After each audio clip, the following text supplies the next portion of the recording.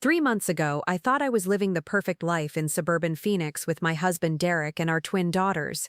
I had no idea that the man I'd been married to for 8 years was standing in our garage at 2 a.m., whispering about how a kitchen fire would solve all his problems.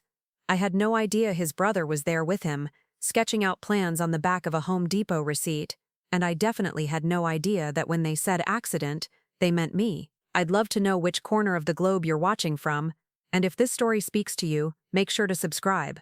Tomorrow's video is one you absolutely can't miss. The first sign something was wrong came on a Tuesday evening in March.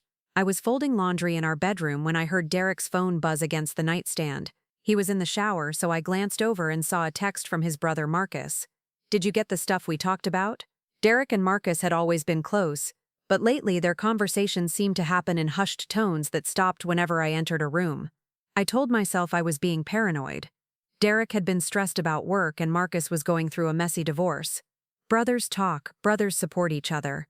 There was nothing sinister about it, but then I started noticing other things. Derek had been asking strange questions about my schedule, specifically when I'd be home alone. He wanted to know if I was planning to cook dinner on certain nights, if I'd be using the stove, if I preferred to cook with the windows open or closed. When I asked why he was suddenly so interested in my cooking habits, he laughed it off and said he was thinking about upgrading our kitchen appliances. The kitchen renovation story actually made sense. Our stove was ancient, a gas range we'd inherited from the previous homeowners. The burners were temperamental, and sometimes the pilot light would go out. Derek had mentioned replacing it before, but we'd never had the money. Recently, though, Derek's construction company had landed a major contract, and we were finally in a position to make some home improvements. What didn't make sense was why Derek started working late every night that week. He'd text me around 6 p.m. saying he was stuck at a job site and wouldn't be home until after 10. This was unusual because Derek was typically home by 5:30, eager to spend time with our daughters before bedtime. 8-year-old Emma and Sophie had started asking why Daddy was never around for dinner anymore. On Thursday night, I decided to surprise Derek by bringing him dinner at work. I packed up leftover lasagna and drove to the construction site he'd mentioned, a new office building on the east side of town. The security guard at the gate looked confused when I asked for Derek Hastings. "Nobody by that name is working on this project, ma'am. Are you sure you got the right address?" I double-checked the address Derek had given me. It was correct. The security guard let me look at the crew roster, and Derek's name wasn't on it. His company wasn't even contracted for this job. Driving home with the untouched lasagna on my passenger seat, I felt a cold knot forming in my stomach. Where was Derek spending his evenings? Why was he lying about work? And why did Marcus keep texting him at odd hours? That weekend, Derek announced he was taking the girls to his mother's house in Tucson for the day. They'd spend Saturday afternoon with Grandma Patricia, maybe stay for dinner. He suggested I use the time to relax, maybe take a long bath, do some cooking I'd been putting off. "You could finally try that new recipe you bookmarked," he said, scrolling through his phone while the girls packed their overnight bags. "The one that requires the oven to be on for like 3 hours. I didn't remember bookmarking any recipe that required 3 hours of oven time." When I mentioned this, Derek shrugged and said I must have forgotten. After they left, I found myself walking through our house with new eyes. Everything looked the same, but somehow felt different. I examined our kitchen more carefully than I had in years. The gas stove seemed fine, but I noticed Derek had been fiddling with the connections behind it. There were fresh scratches on the shutoff valve, and the flexible gas line looked like it had been recently handled. I called my brother-in-law under the pretense of asking about his divorce proceedings. Marcus sounded nervous, distracted. When I mentioned that Derek had been working late, Marcus quickly agreed, saying something about big projects and complicated timing. But when I asked which projects specifically, Marcus went quiet for a moment before mumbling about not being involved in the business side of things. Sunday night, Derek returned with the girls, both of them exhausted and happy from their day with Grandma. Over dinner, I watched my husband carefully. He seemed anxious, checking his phone repeatedly, glancing at the kitchen with an expression I couldn't quite read. "How was your day?" he asked. "Did you get a chance to cook anything?" "No," I said. "I ended up going out for lunch instead." Something flickered across Derek's face. Disappointment? Relief? I couldn't tell. That night, after the girls were asleep, I heard Derek talking quietly on the phone in our backyard. I crept to the window and listened, but could only catch fragments. Not ready yet, and maybe next weekend, and she has to be home. The following Tuesday, I made a decision that would change everything. I told Derek I was going to book club, but instead, I parked 3 blocks away and walked back to our house through the neighbor's yard. I wanted to see what Derek did when he thought I was gone for the evening. I crouched behind our garden shed, feeling ridiculous but unable to shake the growing certainty that something was very wrong. Around 9 p.m., I saw Marcus's pickup truck pull into our driveway. Derek met him at the garage door, and they both disappeared inside. I waited 20 minutes before creeping closer to the garage. The side window was slightly open, and I could hear voices clearly. "The insurance investigator won't look too closely if it starts in the kitchen," Marcus was saying, "especially with that old stove. Gas leaks happen all the time." "But what if she's not in the right place when it happens?" Derek's voice was barely above a whisper. "That's why we have to time it perfectly. She needs to be in the kitchen, close to the stove when the leak ignites, make it look like she was cooking and didn't notice the smell." I pressed my hand against my mouth to keep from gasping. They were talking about killing me. My husband and his brother were planning my murder, and they were discussing it like a home improvement project. "The policy pays out double for accidental death," Derek continued. $400,000. That's enough to pay off the house, cover the girls' college funds, and still have plenty left over. "Just make sure you're somewhere with witnesses when it happens," Marcus advised. "Maybe take the girls out for dinner, somewhere with cameras. Stay there until the fire department calls you." I don't remember how I got back to my car.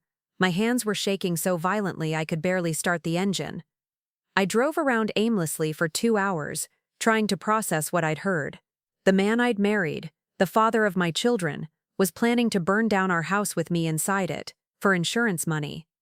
When I finally went home, Derek was watching television in the living room, acting completely normal. He asked about book club, commented on how tired I looked, suggested I get some rest. He kissed my forehead goodnight like he had thousands of times before, and I had to resist the urge to pull away. That night, lying in bed next to a man who wanted me dead, I began planning my own disappearance. The next morning, I dropped Emma and Sophie at school like any other day, but my mind was racing with escape plans. I couldn't go to the police, not yet. What proof did I have? A conversation overheard through a garage window. Derek and Marcus could easily claim they were discussing a movie plot or joking around. I needed evidence, and I needed time to think. My first stop was the public library downtown. I used their computers to research everything I could about insurance fraud investigations, staged accidents, and most importantly, how to disappear safely with children. The reality was sobering.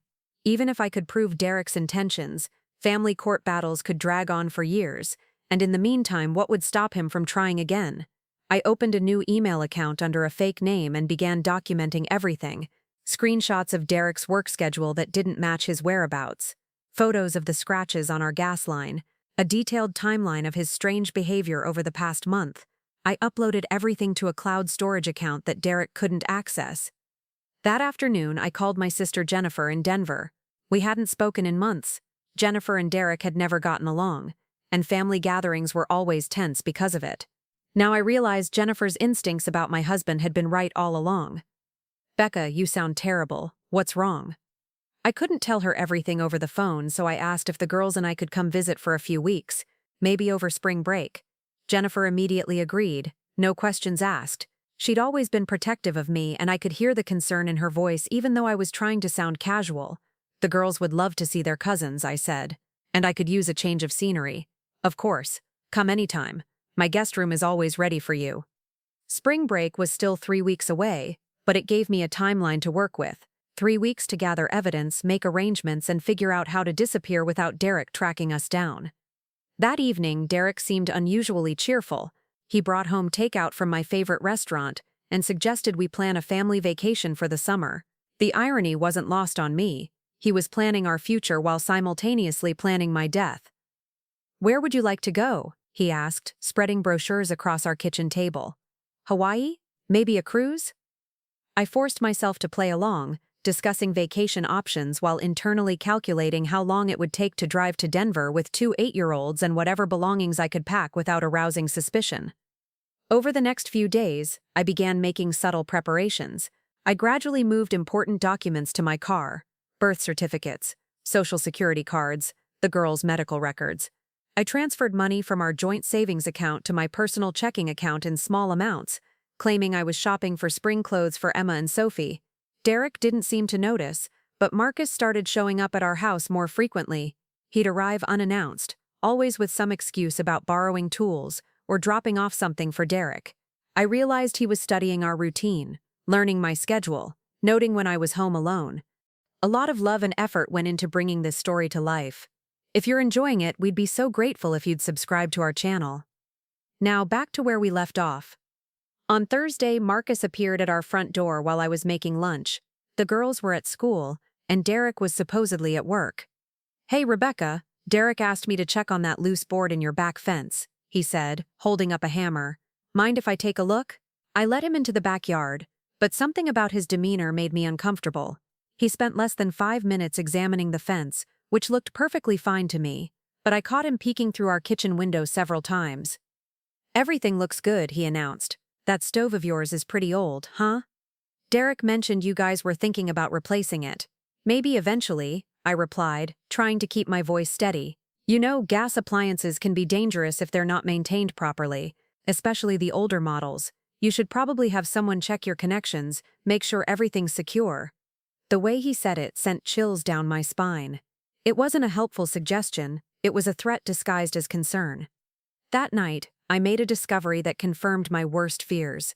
Derek had left his laptop open on the kitchen counter, and I could see he'd been researching house fire statistics, specifically kitchen fires caused by gas leaks.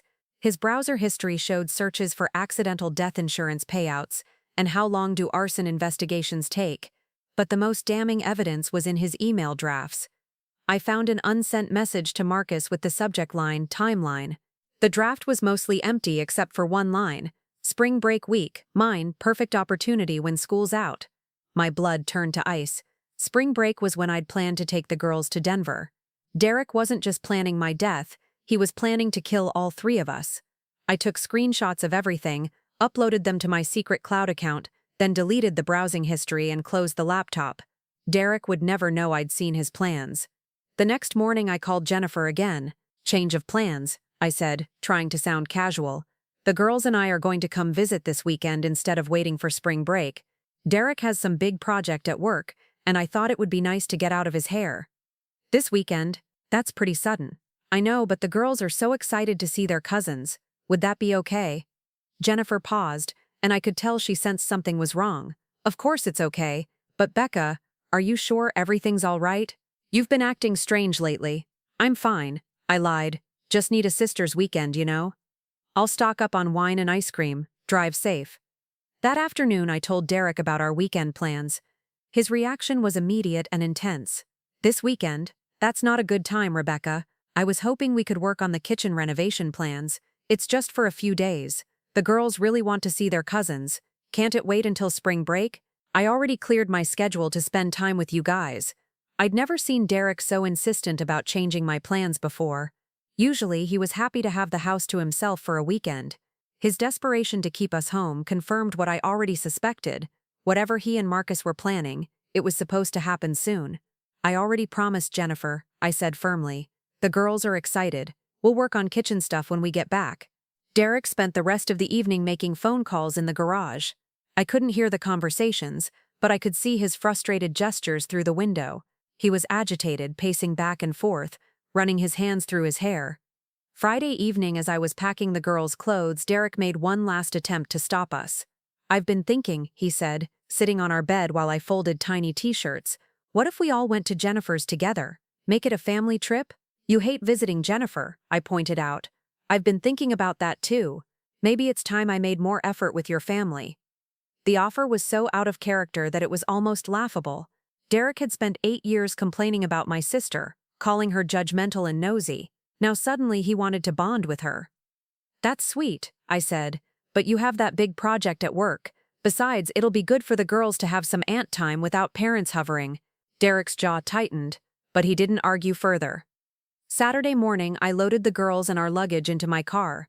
Derek stood in the driveway watching us with an expression I couldn't read.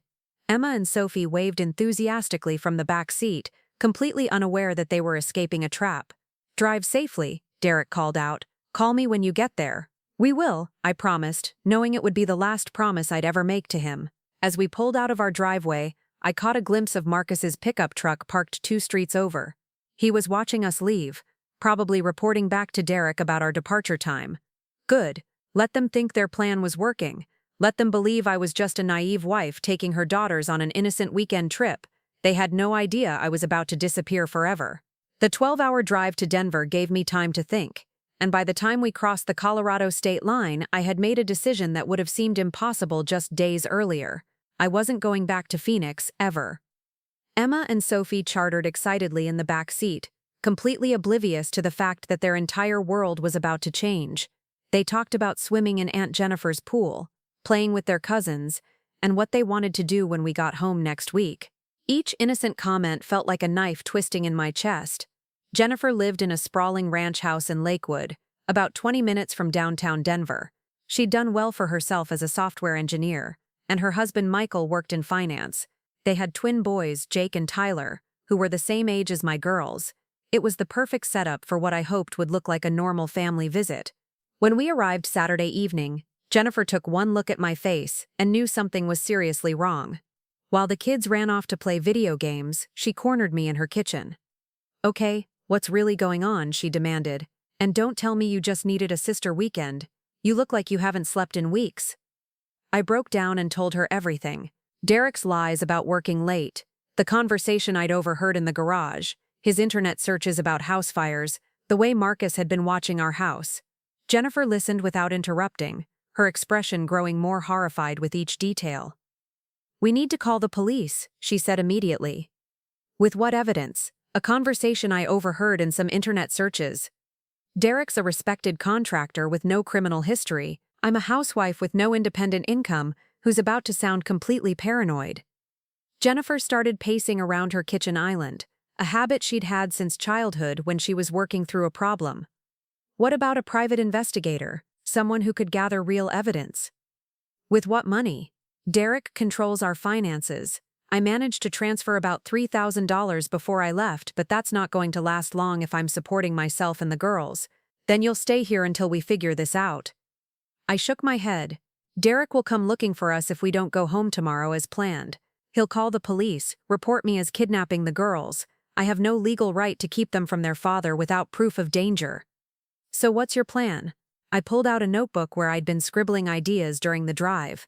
"I disappear, but not the way Derek expects. He thinks I'm going to come home and walk into his trap. Instead, I'm going to make him think something happened to us on the road trip." Jennifer stared at me like I'd lost my mind. "You want to fake your own death?" "Not death, disappearance. There's a difference."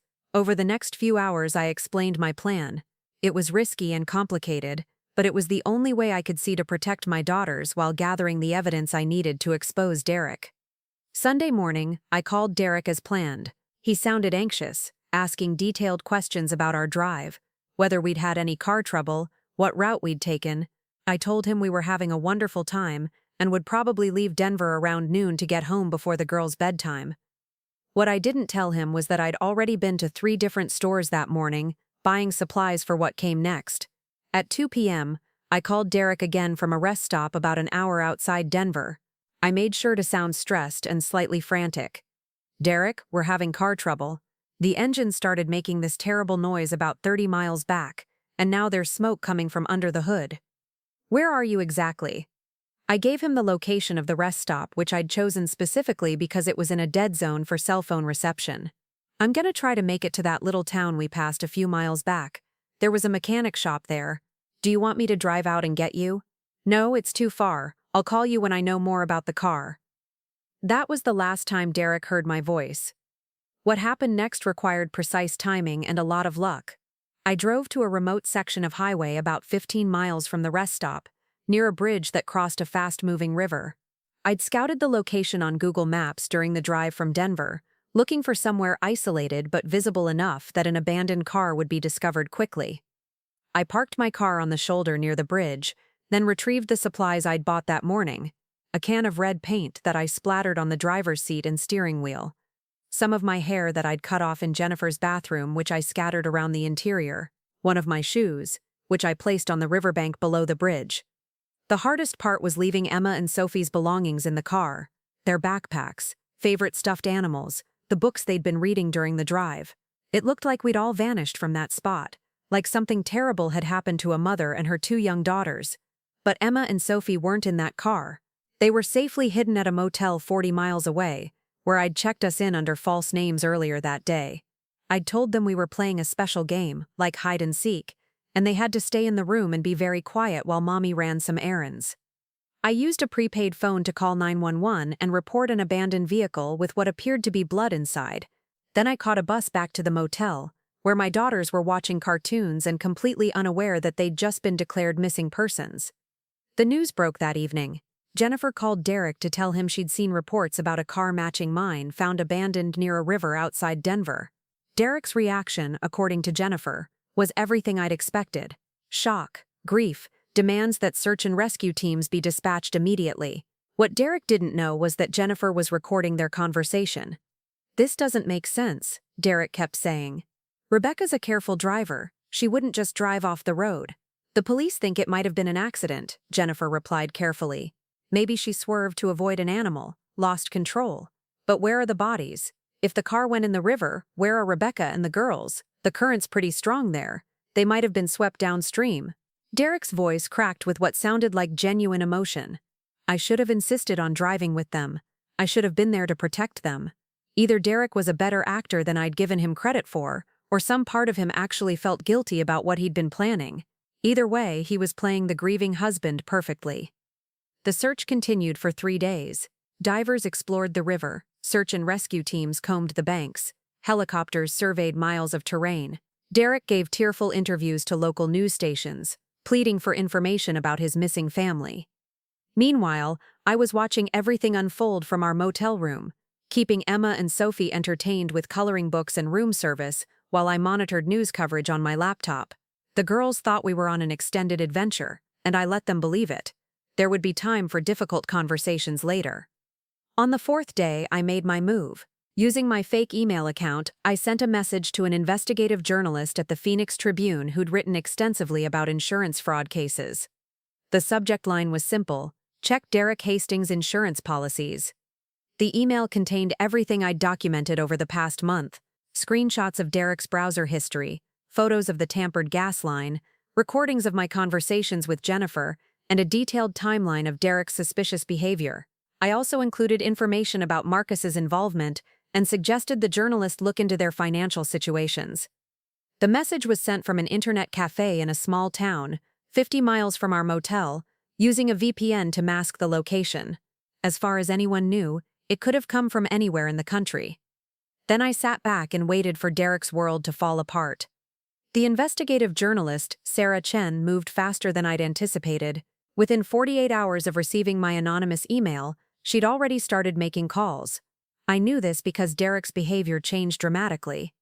From our motel room, I watched the local Phoenix news coverage religiously. Derek's initial interviews had been emotional but controlled. He'd played the devastated husband perfectly, appealing for help finding his missing family. But by Thursday, something had shifted. His latest appearance showed a man barely holding it together. "Mr. Hastings, there are reports that investigators are looking into your financial records," the reporter pressed. "Can you comment on that?" Derek's face went pale. "I don't know why they'd need to do that.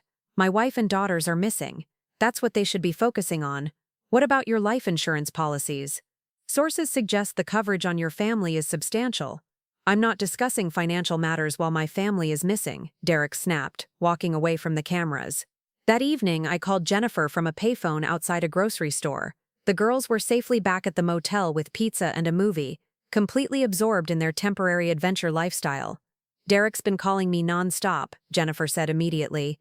"He wants to know if you'd mentioned any problems in your marriage, if you'd seemed depressed, anything that might suggest you'd hurt yourself and the girls." "What did you tell him?" "Exactly what we discussed, that you seemed happy, excited about the trip, no signs of distress. But Rebecca, he's asking strange questions. He wanted to know if you'd ever talked about life insurance, if you'd mentioned feeling like a burden to the family." My blood ran cold. Derek was already building a narrative where I'd committed murder-suicide, taking the girls with me. If my plan failed, if the evidence wasn't strong enough, Derek would paint me as an unstable mother who'd snapped under pressure. There's something else, Jennifer continued. A reporter called me yesterday, Sarah Chen from the Phoenix Tribune. She's asking about Derek's relationship with Marcus, whether I knew about any financial troubles. The investigation was gaining momentum, but I needed to be careful. If Derek suspected I was alive, he'd disappear long before the authorities could build a case against him. Friday morning brought the breakthrough I'd been waiting for. Sarah Chen's article hit the Phoenix Tribune's website at 6 a.m. Missing family case takes suspicious turn. Husband's insurance policies raise questions. The article was devastating. Chen had uncovered Derek's recent financial difficulties, several bounced checks, a second mortgage on our house that I'd known nothing about, and business loans that were months overdue. She'd also discovered that Derek had increased his life insurance coverage on me and the girls just 6 months earlier, bringing the total payout to $750,000. But the most damaging revelation came from Marcus. Under pressure from investigators, Derek's brother had apparently cracked. Chen reported that Marcus had admitted to discussing hypothetical scenarios about house fires with Derek, but claimed they were just thinking out loud about a novel Marcus was supposedly writing. The novel excuse was pathetic, but it gave me hope. If Marcus was already making excuses, it meant the authorities were asking the right questions. Derek's response to the article was swift and predictable. He held a press conference that afternoon, flanked by a lawyer I didn't recognize. "These accusations are outrageous," Derek declared, his voice shaking with what looked like righteous anger. "I'm a grieving husband and father who's lost everything. Instead of helping me find my family, people are spreading malicious rumors based on financial records taken out of context." His lawyer stepped forward. "Mr. Hastings has fully cooperated with investigators. The increase in life insurance coverage was a routine financial planning decision made months ago. My client's only concern is finding his wife and daughters." Watching Derek lie so smoothly to the cameras was surreal. This was the man who'd kissed me goodnight just a week ago, who'd helped Emma with her math homework, who'd taught Sophie how to ride her bike. Now he was standing before the world, playing the victim while investigators built a case for attempted murder. The press conference backfired spectacularly. Instead of generating sympathy, Derek's defensive tone and the lawyer's presence made him look guilty. Social media exploded with speculation about the Phoenix husband who'd tried to cash in on his family's deaths. That weekend, I made a decision that terrified me. It was time to surface, but not in the way anyone expected. Saturday morning, I drove to a police station in Grand Junction, Colorado, about 4 hours from our motel. I'd chosen Grand Junction specifically because it was far enough from both Phoenix and Denver to avoid immediate recognition, but close enough to Colorado authorities who could coordinate with Arizona. I walked into the station with Emma and Sophie, both of whom were finally starting to ask serious questions about our extended adventure. "I need to report a crime," I told the desk sergeant. "Someone tried to kill me and my daughters." The next few hours were chaotic. Police interviews, phone calls to Arizona investigators, medical examinations for the girls, and a reunion with Jennifer, who drove down from Denver in a panic after I called her. The story I told was carefully crafted. I explained how I'd overheard Derek's plan and fled with the girls, but claimed we'd been in a genuine car accident near the river. I said we'd been thrown from the vehicle, suffered minor injuries, and had been too frightened and confused to contact authorities immediately. "I kept thinking Derek would find us," I told Detective Martinez, the lead investigator. "I was terrified he'd finish what he started if he knew we were alive." The staged evidence at the car scene worked in my favor. The blood, hair, and scattered belongings supported my story of a traumatic accident. The fact that we'd survived seemed miraculous rather than suspicious. Detective Martinez contacted his colleagues in Phoenix, and within hours the entire narrative of the case had shifted. Derek Hastings wasn't a grieving widower. He was a failed murder suspect whose victims had risen from the dead. Sunday morning, Sarah Chen broke the story. Missing Arizona family found alive. Husband arrested on attempted murder charges. Derek was taken into custody at his construction office where he'd been meeting with his lawyer about the insurance claims. The arrest was broadcast live on local news, and the footage showed Derek's face cycling through shock, rage, and finally resignation as the handcuffs clicked shut. Marcus was arrested 2 hours later at his apartment, where investigators found notebooks containing detailed plans for the kitchen fire, including diagrams of our house's gas lines and calculations about ignition timing. The evidence was overwhelming. Derek's internet searches, the tampered gas connections, Marcus's notebooks, and most damning of all, recorded phone conversations between the brothers that investigators had obtained through warrants after Sarah Chen's initial article. From my hotel room in Grand Junction, I watched Derek's perp walk on the evening news. Emma and Sophie were finally asleep, exhausted by their first full day of telling the truth about our adventure to police officers, social workers, and victim advocates. Jennifer sat beside me on the hotel bed, both of us staring at the television in disbelief. "You did it," she whispered. "You actually did it." But I knew this was just the beginning. Derek had been arrested, but the legal battle was far from over, and somewhere in the back of my mind, I couldn't shake the feeling that a man desperate enough to kill his own family might be desperate enough to try anything to avoid prison. The weeks following Derek's arrest brought a new kind of nightmare I hadn't anticipated. While the immediate physical threat was gone, the legal and emotional aftermath threatened to destroy what was left of our lives in ways I'd never imagined. Derek's lawyer, Thomas Brennan, was everything I'd feared. Expensive, ruthless, and completely without scruples. Within days of the arrest, Brennan had crafted a defense strategy that painted me as an unstable wife who'd orchestrated an elaborate hoax to frame her innocent husband. The first sign of what we were up against came during Derek's bail hearing. I sat in the gallery with Jennifer, watching as Brennan argued that Derek was a pillar of the community being railroaded by a vindictive spouse. "Your Honor, my client is a respected businessman with deep ties to the Phoenix community," Brennan declared. "These charges are based entirely on the testimony of a woman who staged her own disappearance, traumatized her children with an elaborate deception, and wasted thousands of taxpayer dollars on a fraudulent search and rescue operation." The prosecutor, Assistant District Attorney Lisa Rodriguez, fought back hard. Mr. Hastings researched house fires, tampered with gas lines, and conspired with his brother to murder his wife and children for insurance money. The defendant's own internet history and recorded conversations prove premeditation. But Brennan was just getting started. Mrs. Hastings has a history of attention-seeking behavior and mental instability that the prosecution is conveniently ignoring. She disappeared for a week, put her children through trauma, and only surfaced when she realized her husband might collect insurance money in her absence. I watched in horror as Brennan painted me as a calculating manipulator while Derek sat at the defendant's table looking like a grieving victim. The judge ultimately denied bail, but I could see the seeds of doubt being planted. That afternoon, Rodriguez pulled me aside in the courthouse hallway. She was a small woman with fierce eyes who'd prosecuted dozens of domestic violence cases, but even she looked concerned. "Brennan's going to come after you hard during the trial," she warned.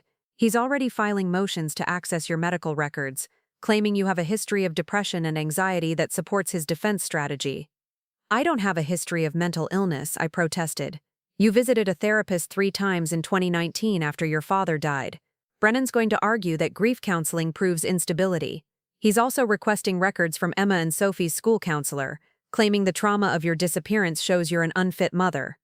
The scope of Derek's legal assault was breathtaking. He wasn't just defending himself, he was systematically trying to destroy my credibility and fitness as a parent.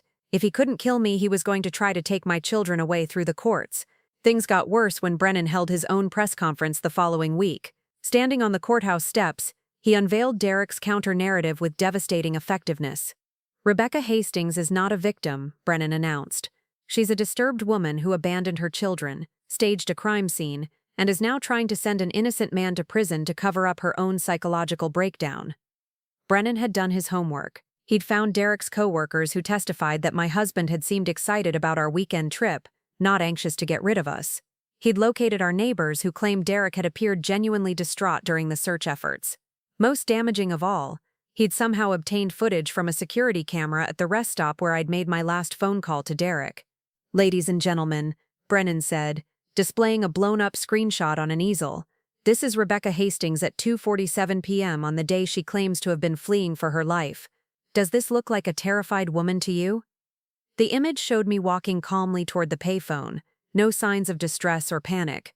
Without context, it looked exactly like what Brennan claimed, a woman executing a calculated plan rather than a desperate mother protecting her children. The media coverage shifted overnight. Headlines that had once portrayed Derek as a monster now questioned whether I was the real villain. Social media exploded with amateur detectives dissecting every detail of my story, looking for inconsistencies and lies. The most painful part was watching Emma and Sophie try to process the public attacks on their mother. At 8 years old, they were too young to understand the legal complexities, but old enough to know that people on television were saying terrible things about me. "Mommy, why is that man saying you're a bad person?" Sophie asked one evening as we watched the news in our temporary apartment in Denver. Jennifer had convinced us to stay with her indefinitely while the case proceeded.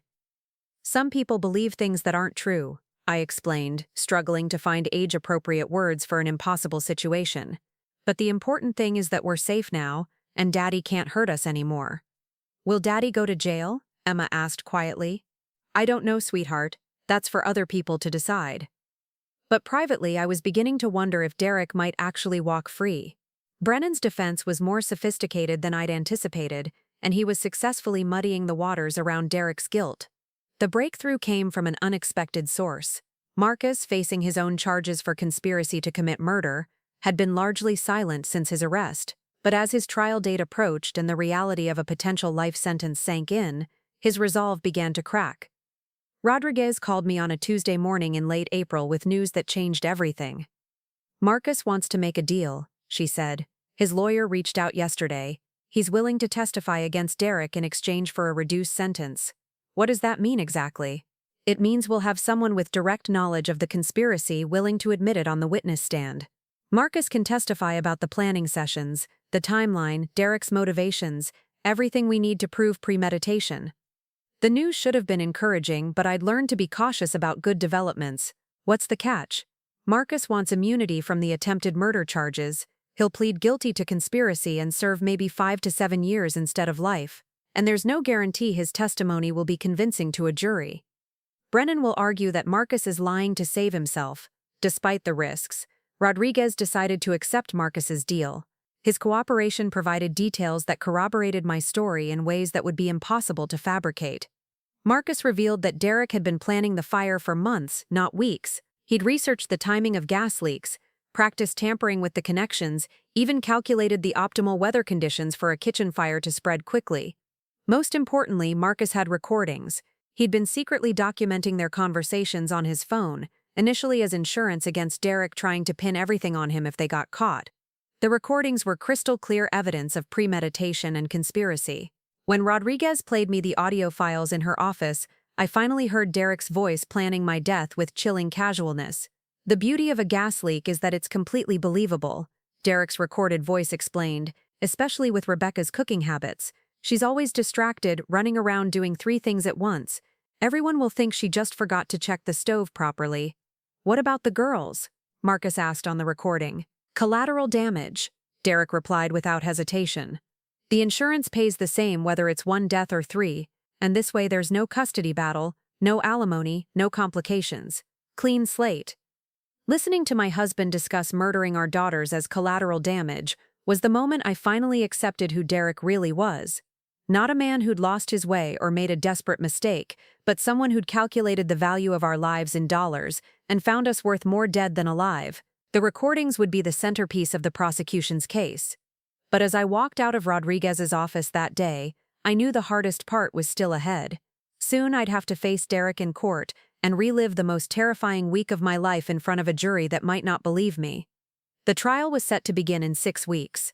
After that, one way or another, this nightmare would finally be over. The trial began on a sweltering Monday morning in June. Phoenix Courthouse was packed with reporters, true crime enthusiasts, and curious locals who'd been following the case for months.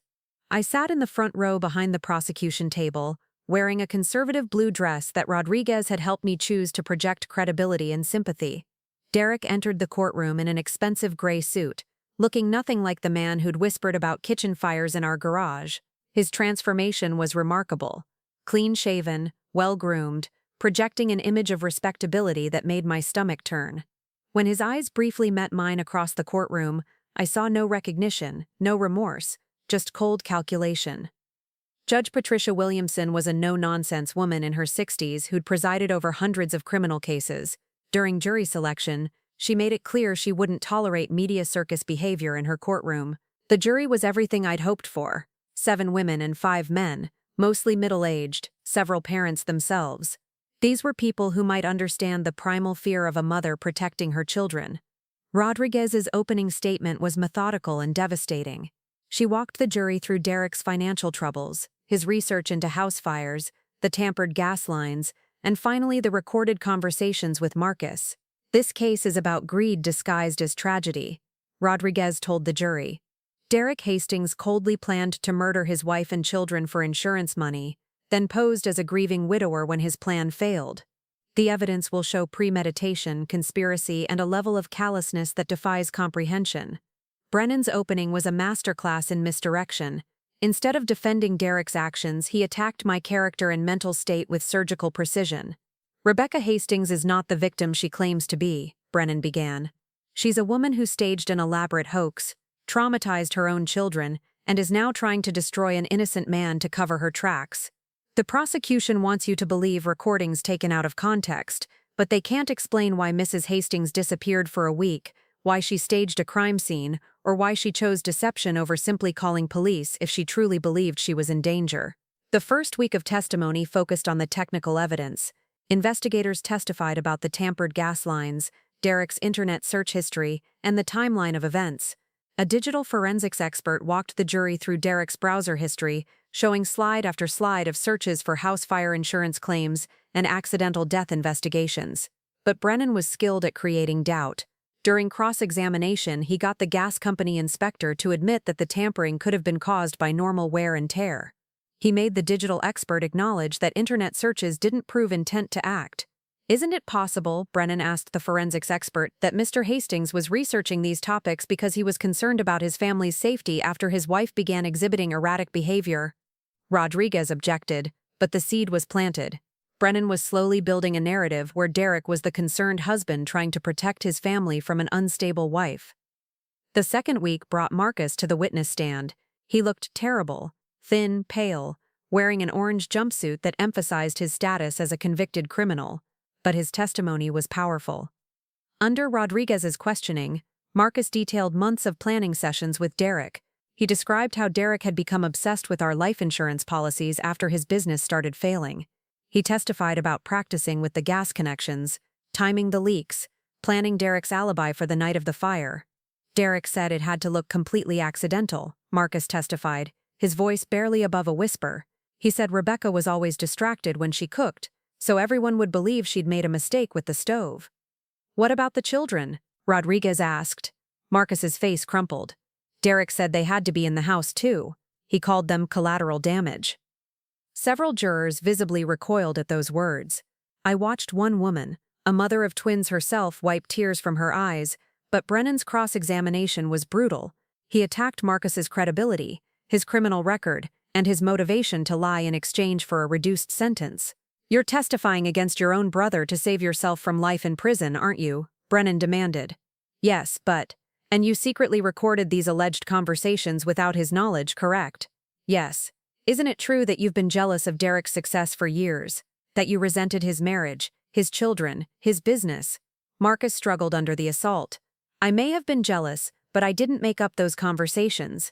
How convenient that you decided to record them. Almost like you were planning to betray your brother from the beginning. The recordings themselves were played on the third week. The courtroom fell silent as Derek's voice filled the room, casually discussing our deaths like a home improvement project. The insurance pays double for accidental death, Derek's recorded voice explained. $400,000. That's enough to pay off the house and still have plenty left over. What if Rebecca's not in the kitchen when it happens? Marcus asked on the recording. That's why timing is everything. I'll make sure she's cooking dinner. Maybe suggest she try that new recipe that takes 3 hours. She'll be right there when the leak ignites. Several jurors looked sick. One elderly man stared at Derek with obvious disgust, but I noticed others seemed uncomfortable with the recordings too, not because of their content, but because they'd been made secretly. Brennan immediately moved to discredit the audio evidence. He brought in a technical expert who testified that the recordings could have been edited or manipulated. He argued that without full context, the conversations could be misinterpreted. These recordings represent a tiny fraction of my client's conversations with his brother, Brennan told the jury. Cherry-picked moments taken out of context by a desperate man trying to save himself from prison. The fourth week was when I finally took the stand. Rodriguez had prepared me extensively, but nothing could ready me for the experience of facing Derek while recounting the most terrifying week of my life. Under Rodriguez's questioning, I walked the jury through discovering Derek's lies about working late, the strange questions about my cooking schedule, overhearing the garage conversation, and finally my decision to disappear with the girls. "Why didn't you go to the police immediately after overhearing the conversation?" Rodriguez asked. "I was terrified," I answered honestly. Derek had no criminal history and respected standing in the community. I was a housewife with no independent income. Who would believe that a successful contractor was planning to kill his family for insurance money? So you decided to stage your disappearance instead. I decided to protect my children the only way I could think of. I knew if we went home, Derek would try again. I needed time to gather evidence, to build a case that people would believe. But my testimony fell apart under Brennan's cross-examination. He was relentless, attacking every decision I'd made, every detail of my story. "Mrs. Hastings, you staged a crime scene with fake blood, didn't you? I was trying to make Derek think we'd been in an accident. You traumatized your children by making them hide in a motel for a week, correct? I was protecting them. You lied to the police about the nature of your car accident, didn't you? I simplified the story because, yes or no, Mrs. Hastings, did you lie to the police? Yes, but. And you've admitted to stealing money from joint accounts, staging evidence and filing false reports, all felonies, correct?" Rodriguez's objections were sustained, but the damage was done. Brennan had made me look like a calculating criminal rather than a desperate mother. The final witness was Dr. Sarah Martinez, a psychiatrist Brennan had hired to evaluate me. She testified that my behavior showed signs of paranoid delusion and attention-seeking disorder. "Mrs. Hastings exhibits classic patterns of someone who creates dramatic situations to feel important," Dr. Martinez testified. "The elaborate nature of her disappearance, the staged evidence, the timing of her reappearance, all suggest someone desperate for attention and control." Rodriguez's attempts to discredit the psychiatrist fell flat. Dr. Martinez had impressive credentials and spoke with authority that seemed to sway several jurors. As closing arguments approached, I realized the trial could go either way. The evidence against Derek was strong, but Brennan had successfully painted me as an unstable woman capable of extraordinary deception. In the jury's minds, the question wasn't just whether Derek was guilty, it was whether I was telling the truth at all. The closing arguments began on a Thursday morning, with the courthouse even more packed than usual. Word had spread that the case was coming to an end, and the media attention had reached fever pitch. I sat between Jennifer and my victim's advocate, trying to project confidence while my heart hammered against my ribs. Rodriguez stood before the jury with the gravity of someone who understood that 3 lives hung in the balance, mine and my daughter's, who would have to live with whatever verdict came down. "Ladies and gentlemen, over the past 4 weeks, the defense has tried to make this case about Rebecca Hastings' character, her decisions, her mental state, but this case has never been about Rebecca. This case is about Derek Hastings, a man who researched house fires for months, tampered with gas lines in his own home, and recorded conversations planning the murder of his wife and children for insurance money." Rodriguez played key excerpts from Marcus's recordings one final time. Derek's voice filled the courtroom. "The beauty of a gas leak is that it's completely believable. The insurance pays double for accidental death. The girls will just be collateral damage. The defense wants you to focus on how Mrs. Hastings protected her children, instead of the reason she needed protection in the first place. They want you to blame the victim for not being the perfect victim. But there is no handbook for how to react when you discover your husband is planning to murder you and your children."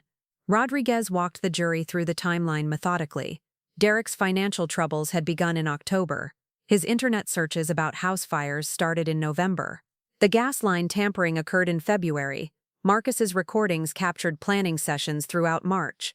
This wasn't a moment of passion or desperation. This was months of cold, calculated planning by a man who valued insurance money more than his family's lives. The defense can attack Mrs. Hastings' credibility all they want, but they cannot explain away those recordings. They cannot justify Derek's own words discussing the murder of his children as collateral damage. Rodriguez's voice rose with emotion as she concluded. "Derek Hastings is not the victim of an elaborate hoax. He is the architect of an elaborate murder plot that failed only because his intended victims were smarter and braver than he anticipated. Justice demands that you hold him accountable for what he planned, what he attempted, and what he would have done if Rebecca Hastings hadn't saved herself and her children." Brennan's closing argument was a masterpiece of manipulation that terrified me with its effectiveness. He didn't defend Derek's recorded words. Instead, he attacked the very foundation of the prosecution's case. Ladies and gentlemen, Rebecca Hastings has admitted to staging a crime scene, lying to police, traumatizing her children, and stealing money from joint accounts. She has confessed to felonies in this very courtroom, yet the prosecution asks you to trust her version of events without question. Brennan paced before the jury box, making eye contact with each juror. The defense is not asking you to believe Derek Hastings is perfect. We're asking you to apply reasonable doubt to a case built entirely on the testimony of admitted liars, Rebecca Hastings and Marcus Hastings, both of whom have powerful motives to destroy Derek. He turned to point at me. Rebecca Hastings disappeared for a week, put her children through trauma, and only reappeared when she realized her husband might collect insurance money. Is this the behavior of a terrified victim, or a calculating woman who realized she could destroy her husband and claim victim status simultaneously? Brennan addressed the recordings head-on with a strategy I hadn't anticipated. Those recordings were made secretly by Marcus Hastings, a convicted felon who admitted jealousy of his brother's success. Marcus faces life in prison unless he delivers Derek to prosecutors. What wouldn't a desperate man say to save himself? What wouldn't he edit, manipulate, or take out of context? The defense lawyer's voice dropped to a whisper. The prosecution wants you to convict Derek Hastings based on conversations recorded by a liar, corroborated by another liar in a case that began with an elaborate lie. Is that the standard of evidence we accept in American courtrooms? Brennan's final words chilled me to the bone. Derek Hastings may not be the perfect husband, but Rebecca Hastings has proven herself capable of extraordinary deception. If she could fool search and rescue teams, news reporters, and police investigators for a week, what makes you think she can't fool you? The jury deliberation lasted 3 days. 3 days of pacing Jennifer's living room, snapping at Emma and Sophie when they asked innocent questions, checking my phone every 30 seconds for updates from Rodriguez. Jennifer tried to keep me distracted with movies and card games, but I couldn't focus on anything except the 12 strangers deciding my family's fate. On Saturday afternoon, Rodriguez called. They have a verdict. The courthouse was chaotic when we arrived. News vans lined the street, reporters shouted questions as we pushed through the crowd. Photographers captured every step toward the entrance. I held Emma and Sophie's hands tightly as we navigated the gauntlet, both girls wide-eyed at the spectacle surrounding their mother's case. Judge Williamson called the court to order, and the jury filed in looking exhausted and serious. I searched their faces for any hint of their decision but found only professional blank expressions. "Has the jury reached a verdict?" Judge Williamson asked. The foreman, a middle-aged accountant named Robert Chen, stood with a folded paper. "We have, Your Honor. On the charge of conspiracy to commit murder in the first degree, how do you find?" "We find the defendant guilty." The courtroom erupted. I heard Jennifer gasp beside me, felt Emma squeeze my hand, watched Derek's face crumble as the word guilty echoed through the room.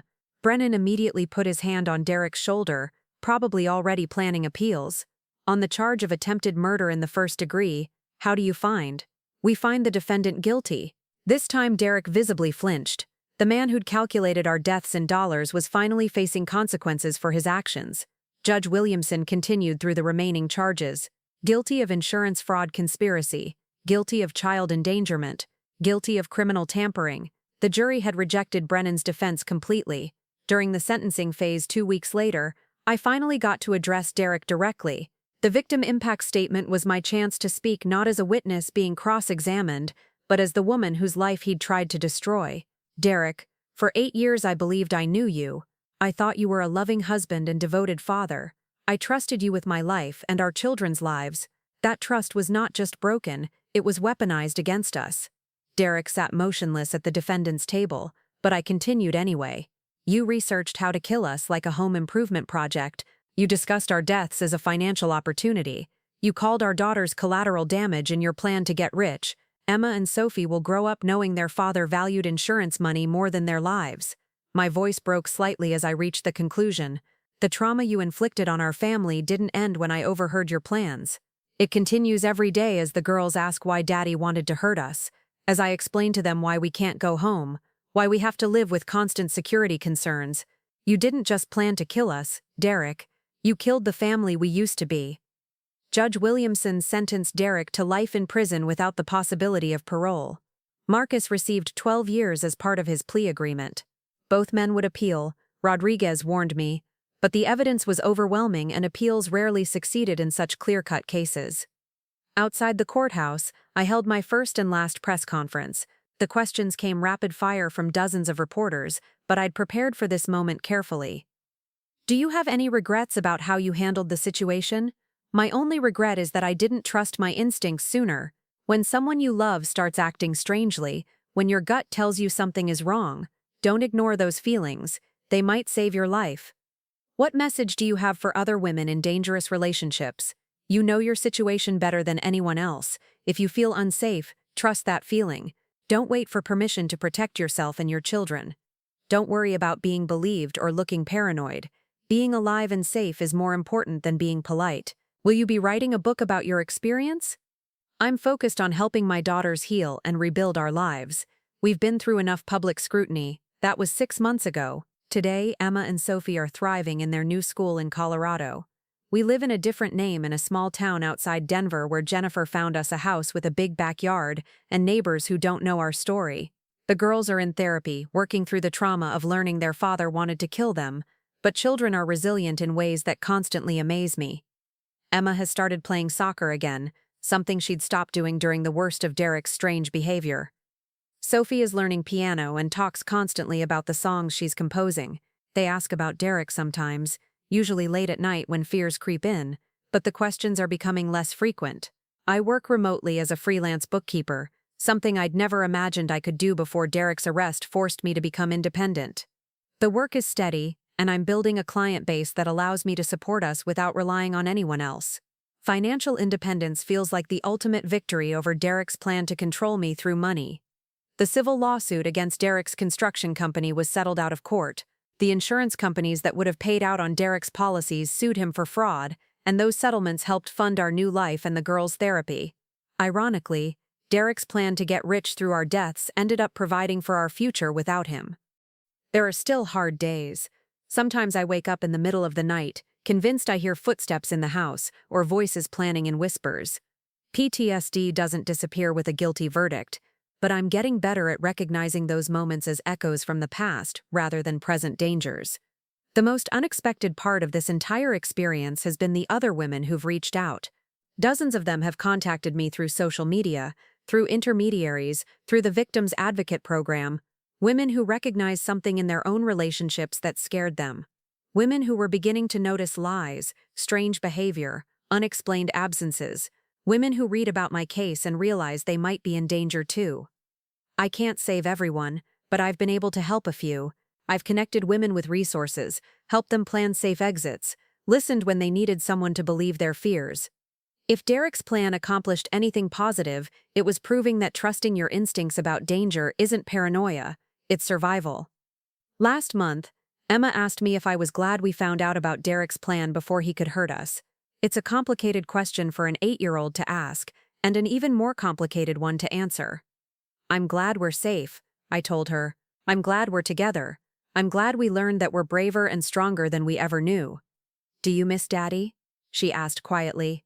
I miss the person I thought he was, I answered honestly, but I don't miss being afraid.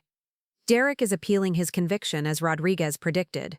His lawyers claim the recordings were illegally obtained, that Marcus's testimony was unreliable, that I manipulated the entire investigation. They'll probably lose, but the appeals process means our story isn't completely over yet. Sometimes people ask if I would have done anything differently, knowing what I know now.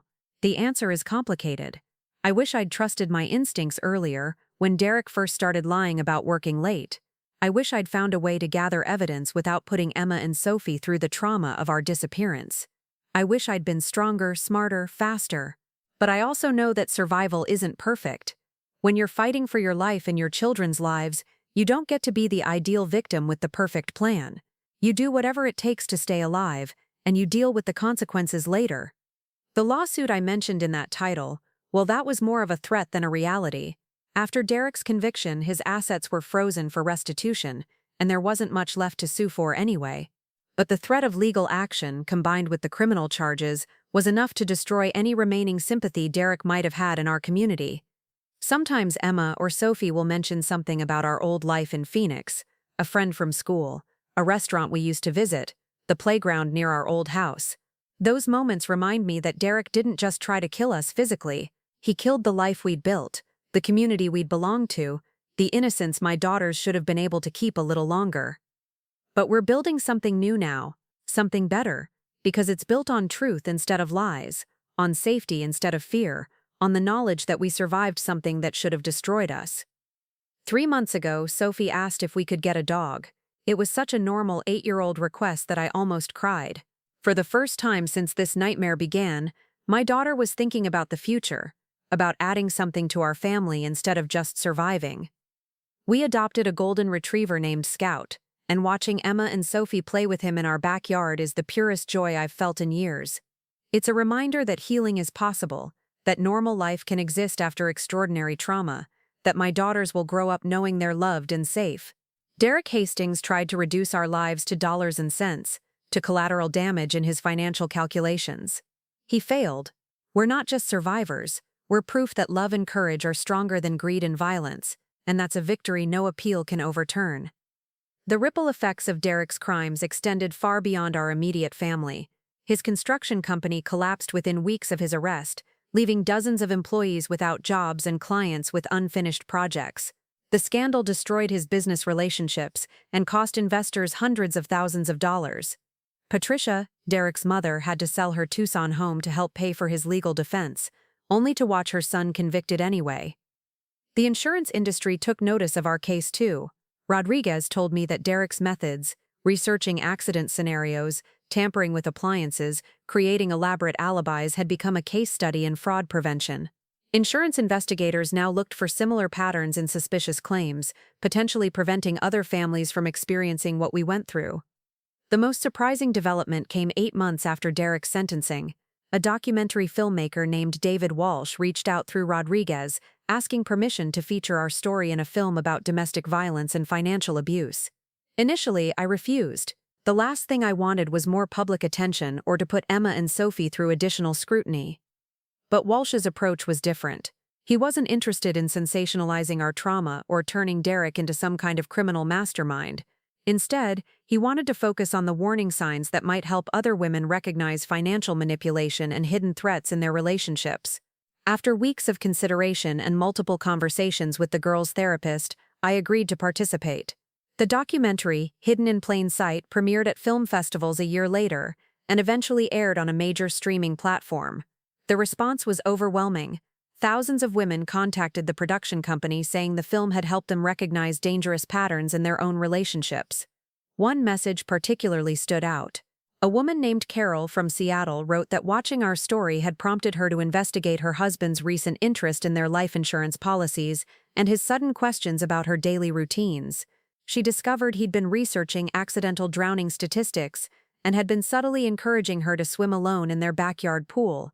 Carol's investigation led to her husband's arrest for conspiracy to commit murder before he could act on his plans. Stories like Carol's made the decision to go public feel worthwhile, despite the personal cost. If exposing our trauma could prevent even one family from experiencing what we endured, the invasion of privacy seemed manageable. The legal battles continued for 2 years after Derek's conviction. His appeals team argued everything from ineffective counsel to prosecutorial misconduct to jury bias. Each appeal meant reliving portions of the trial, providing additional testimony, and watching Derek's lawyers try new strategies to overturn his conviction. The most frustrating appeal claimed that Marcus's recordings violated attorney-client privilege because Derek had supposedly consulted with Brennan before the murder plot was finalized. It was a desperate argument with no factual basis, but it delayed the final resolution of the case by 6 months while courts examined the timeline of Derek's legal representation. During this period, I received an unexpected phone call from Marcus's ex-wife, Sandra.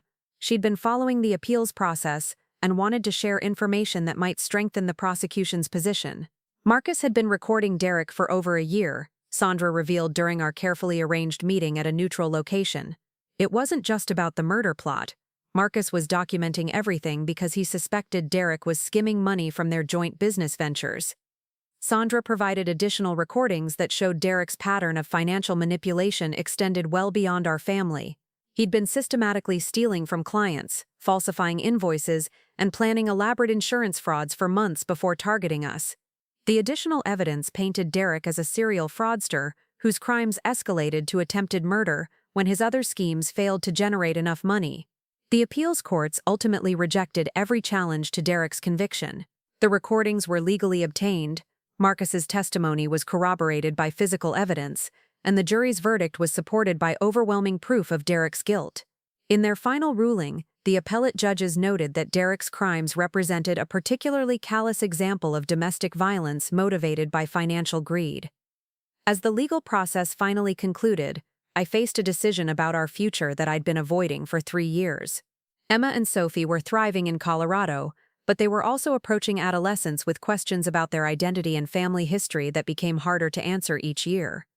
"Why can't we use our real last name?" Emma asked during a family dinner when she was 11. "Why do we have to pretend to be different people?" I'd been dreading this conversation, but Emma deserved honesty. "When Daddy tried to hurt us, we had to protect ourselves by living quietly. But you're right, you shouldn't have to hide who you are forever." The decision to reclaim our identities wasn't simple. It meant potentially exposing ourselves to unwanted attention from true crime enthusiasts, internet trolls, and anyone who remembered our case from the news. But it also meant giving Emma and Sophie the right to exist as themselves, rather than as fictional characters in someone else's protection plan. We started slowly, enrolling the girls in school under their real names and gradually reconnecting with old friends who'd respected our need for privacy. Jennifer helped coordinate reunions with extended family members who'd been kept at arm's length during our most vulnerable years. The girls' adjustment to using their real identities was surprisingly smooth. They'd always known the truth about their father and our situation, so the practical changes felt more like relief than disruption. Emma even decided to write about our experience for a school project on family history, approaching the assignment with a maturity that amazed her teachers. Sophie's response was characteristically different. She threw herself into creative pursuits, writing songs and stories that processed her experiences through art rather than direct confrontation. Her music teacher noted that Sophie's compositions showed remarkable emotional depth for someone her age, though she tactfully didn't inquire about the source of that inspiration. The financial settlements from Derek's business and the insurance companies provided long-term security that I'd never expected to achieve as a single mother. Rather than view this money as compensation for trauma, I decided to use it as a foundation for helping other families in similar situations. Working with local domestic violence organizations, I established a fund that provides emergency financial assistance to women escaping dangerous relationships.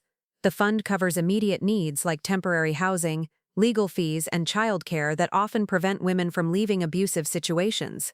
Knowing that Derek's attempted murders were inadvertently funding other women's escapes felt like the ultimate transformation of his evil intentions. The fund also supports research into financial abuse patterns, helping law enforcement and social workers recognize warning signs before situations escalate to physical violence. Academic researchers studying domestic violence economics have used our case as a framework for understanding how financial control often precedes and enables other forms of abuse. 5 years after Derek's conviction, I received news that brought unexpected closure to our story. Derek had died in prison, apparently from complications related to diabetes that he'd hidden during his trial. The irony wasn't lost on me. The man who'd researched every detail of staging our accidental deaths had failed to manage his own actual health condition. Emma and Sophie's reactions to their father's death were complex and required additional therapy to process. Emma felt guilty for not feeling sadder, while Sophie worried that being relieved made her a bad person. Their therapist helped them understand that complicated feelings about an abusive parent's death are normal and healthy. For me, Derek's death represented the final chapter of our ordeal. There would be no more appeals, no more legal battles, no possibility of him ever being released or causing us additional harm. The closure felt both profound and anticlimactic, a simple phone call ending years of ongoing threat. The documentary about our case continued generating responses from women worldwide. International film festivals screened Hidden in Plain Sight with subtitles in dozens of languages, and domestic violence organizations used it as training material for counselors and law enforcement officers. One particularly meaningful response came from a prosecutor in Australia, who credited our case with helping her recognize similar patterns in a local investigation. A man in Melbourne had been researching house fires and increasing his wife's life insurance coverage while exhibiting the same controlling behaviors Derek had shown. The Australian authorities were able to intervene before any violence occurred, potentially saving an entire family. Today, Emma is 16 and Sophie is 15. Young women who've grown up knowing they survived something terrible but refuse to be defined by that experience. Emma volunteers at the local animal shelter and wants to become a veterinarian. Sophie continues composing music and talks about studying music therapy in college to help other trauma survivors. Neither of them remembers much about the specific details of our escape or the trial, which feels like a blessing. Their memories focus more on the adventure aspects, staying in hotels, meeting new people, the excitement of starting over in a new place. Children's ability to adapt and find joy, even in difficult circumstances, continues to amaze me.